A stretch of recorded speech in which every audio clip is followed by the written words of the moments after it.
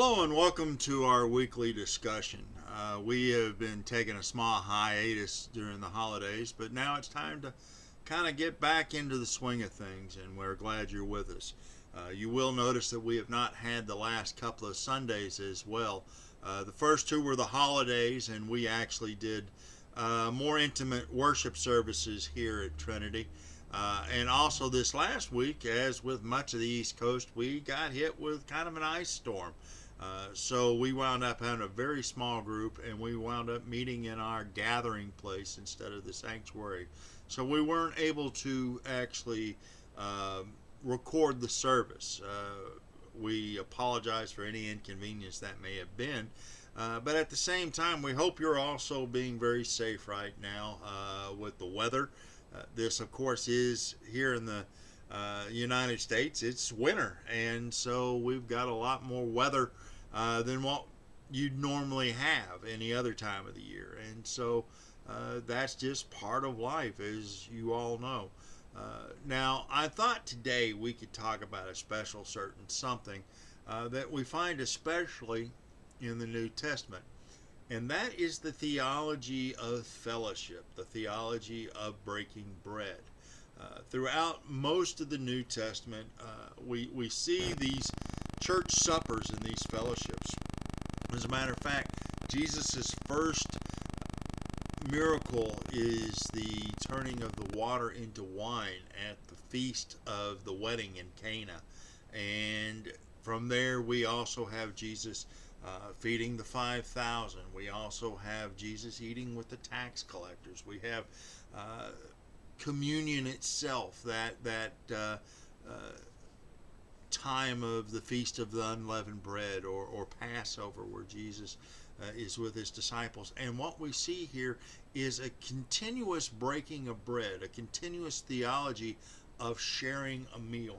And meals are very important not only to our bodies, but to our psyche and to who we are. As a matter of fact, tonight here at Trinity, we're having a church supper. We're going to be having loaded baked potatoes, and we're going to be trying, while we still are able at this time, to have a fellowship. Fellowships are incredibly important in church.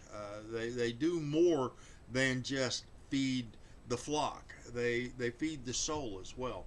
And Jesus was very aware of this, and Jesus sanctions this and uses eating as one of his main themes throughout the Gospels. And that's something that we want to acknowledge. So in the Gospels, you always have the feast of the Canaan wedding, and then you have communion at the end. And those two actually bookend Jesus' ministry here on earth. And we should not just take that lightly. That's important that we see those landmarks on our journey and on our way.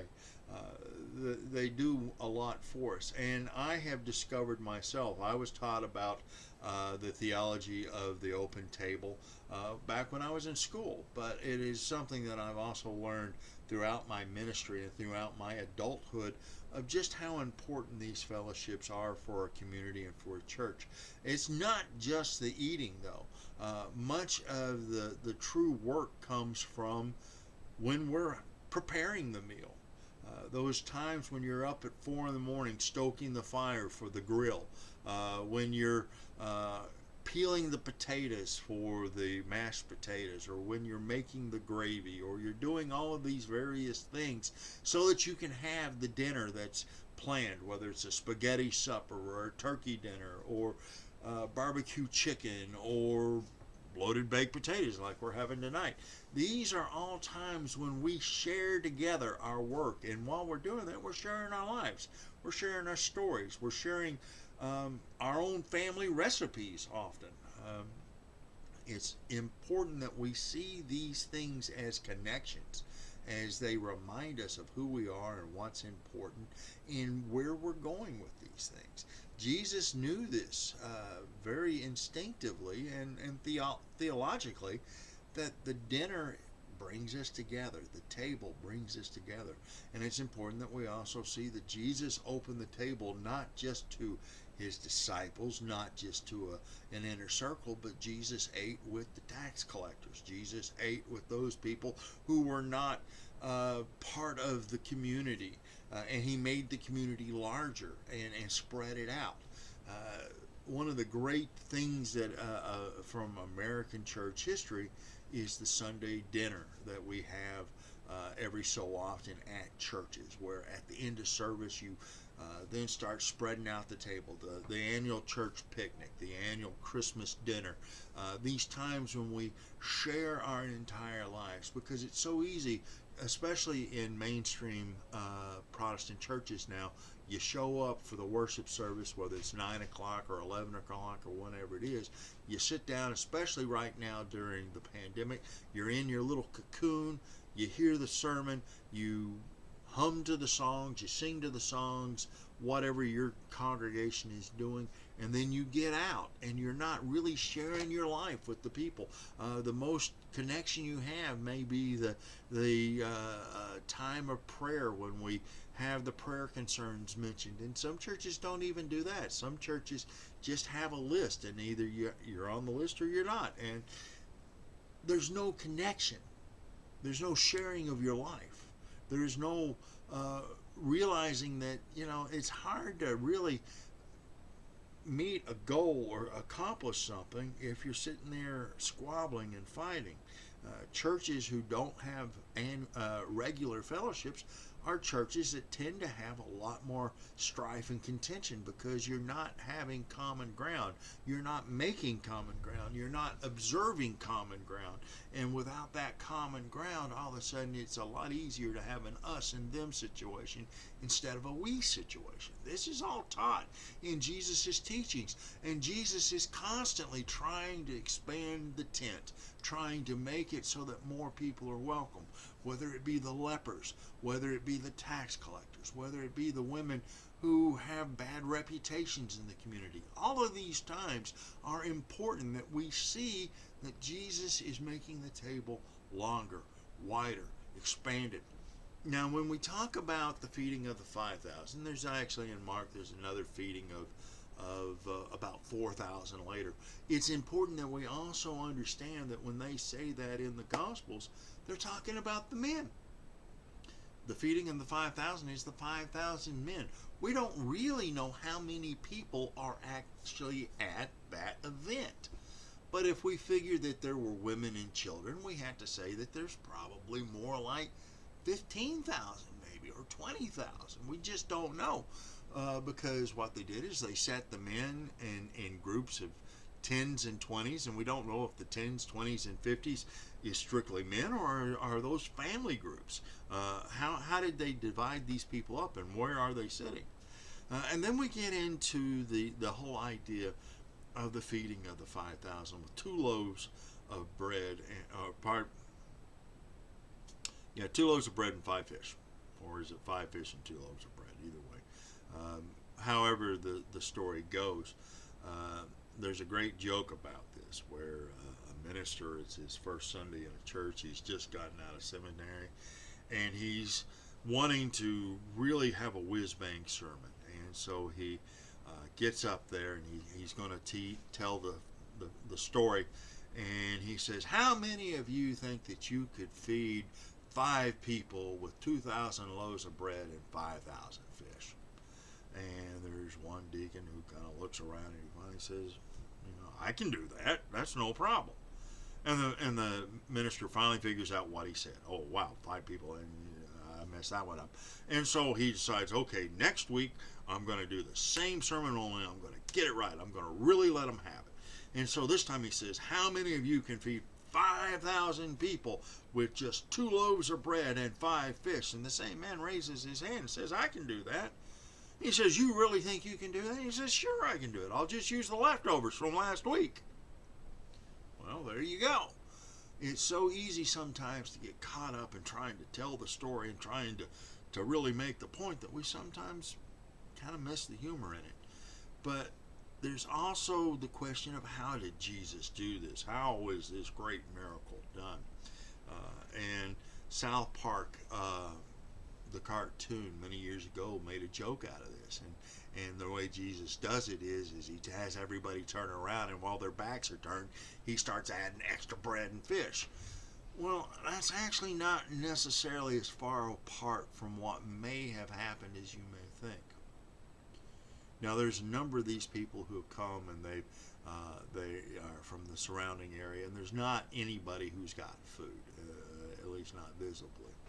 And what some scholars believe may have happened is when they see Jesus taking what little food he and his disciples have, blessing it and starting to share it with everybody, maybe old Mary over here, she pulls out a loaf of bread from her basket, and maybe old John over there pulls out some figs that maybe he brought, and maybe all these folk who had been hoarding food but weren't willing to eat it because they didn't have enough for everybody. Because we all remember from all the way back into second grade, if you didn't bring enough for everybody, you're not allowed to have it. It doesn't matter if it's gum or raisins or whatever. If you didn't bring enough for the whole class, you don't get to eat it. And so maybe there's a lot of these people who actually have food on them, but they're not eating it because they don't want to share any. It's all they got, so they don't want to have to share that with other people, or to be pressured to share. But then all of a sudden the disciples are sharing what they have, and so maybe some of these other people start pulling food out from their pockets and from their purses and from all these other places, and maybe that's where all the extra food comes from. Now, which is the greater miracle? Is the greater miracle taking just a couple of loaves of bread and a handful of salted fish and feeding thousands of people? Or is the greater miracle getting past people's concept of scarcity and greed and having people open up their own pockets, open up their own wealth, open up their own blessings, and sharing that? One of the things I want to mention about a miracle is that a miracle is not a magic trick. A miracle is meeting a specific need at a specific time when it needs to be met. A miracle could be the healing of the 10 lepers. But a miracle can also be giving someone a glass of water when they need it. That's the point. God's gift of a miracle is not necessarily David Copperfield. Sometimes it's something far simpler. Sometimes it's just a kind word or a smile or a welcoming gesture of some kind. Sometimes it's opening up your own scarcity and discovering the wealth that you have. These are important moments. These are important factors that we need to keep in our mind at all times, because that is what Jesus is teaching. Now, if we go to Jesus' first miracle, which happens to be the gospel lesson in the lectionary this week. This is the second Sunday after Epiphany, as we work our way toward Lent. And so this is the story of the wedding feast. And is that a miracle that really was necessary? Mary comes and says, hey, they're out of wine. And Jesus says, yeah, and what's your point, Mom? And she says, they're out of wine.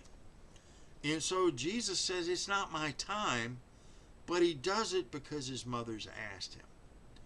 And we know that Jesus changes the barrels of water, and these things are 30 to 60 gallons apiece. They're big stone urns where the household would have the water for symbolic cleansing and for things of that nature. And Jesus has it filled with water, and then a ladle of the water is taken to the steward of the feast, and he says everybody else serves the good wine at first, and then at the end of the service or at the end of the meal, they start pulling out the cheap wine because everybody's already had the good stuff and they're too drunk to realize it.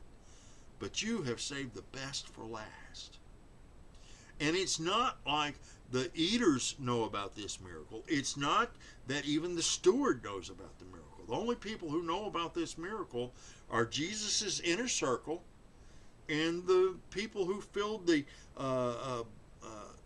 stone vases with water, and the person who handed the ladle of water to the steward.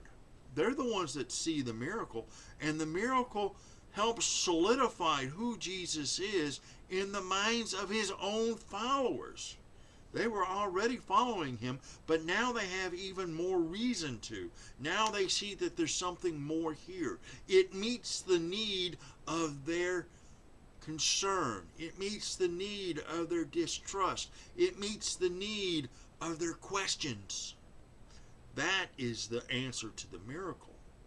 The miracle isn't the wine. The miracle isn't that there's all of a sudden another 90 gallons of wine for everybody to enjoy. No, the miracle is that they are told this is somebody special. This is somebody to follow. This is somebody to listen to. And it happens around the table. So as we celebrate Easter, Christmas, Thanksgiving, it's not without reason that one of the main themes in all of these is the table. The theology of breaking bread.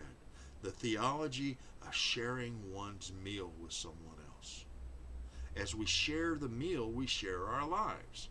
As we share our lives, we share not only our differences, but also those things we have in common. And in so doing, we become, through the miracle of God's blessing, the family of God. And so now, as you prepare your daily meals, may God bless them. And may you also feel the presence of God in your life.